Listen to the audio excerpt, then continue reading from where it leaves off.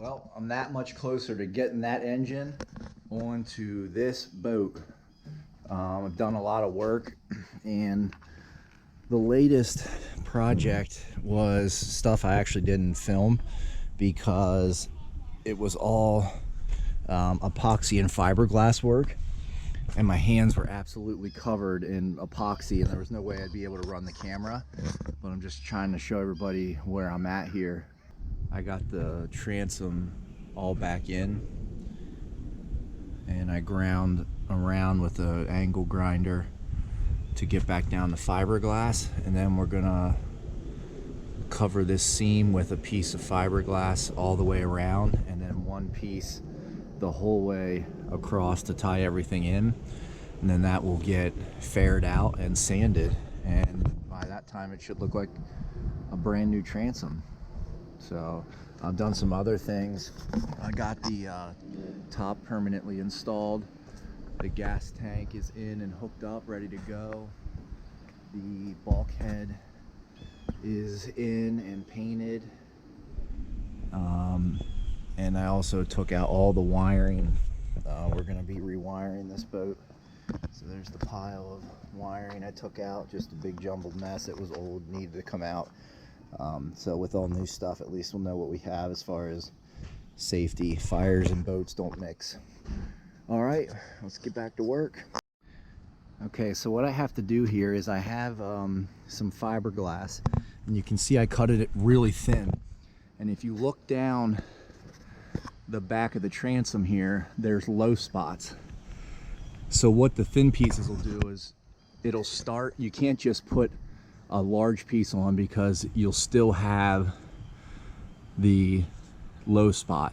So if you start small and strip it, and then another piece a little bigger, and then another piece a little bigger, and layer it, eventually you'll get back. So I need a straight edge to be able to lay right across here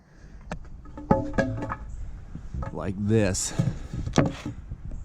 and you can see the gap there. So we're gonna build it back up so we don't have that gap.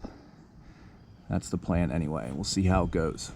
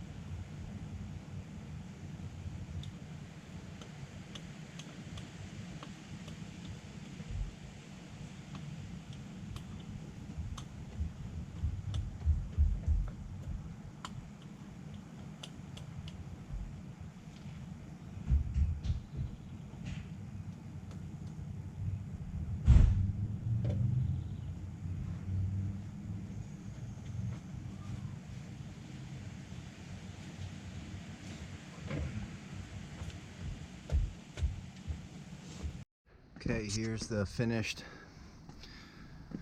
layers of fiberglass. Every strip got 2 or 3 depending on how deep the bevel was. Up here I did, I think, 5 layers. And the reason for that is it just will let me not have to put as much fairing on to make everything level again.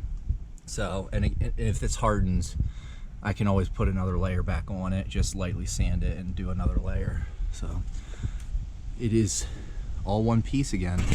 All right, moved up into the cabin, and I was gonna make a new gauge panel.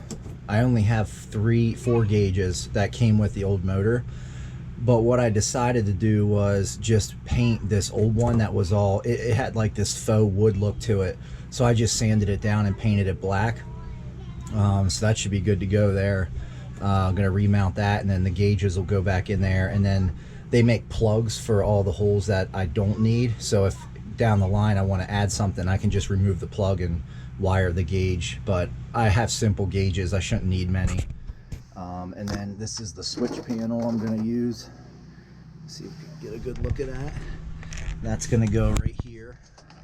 I do have to make another bracket for that because, as you can see, it's a little bit smaller than the opening.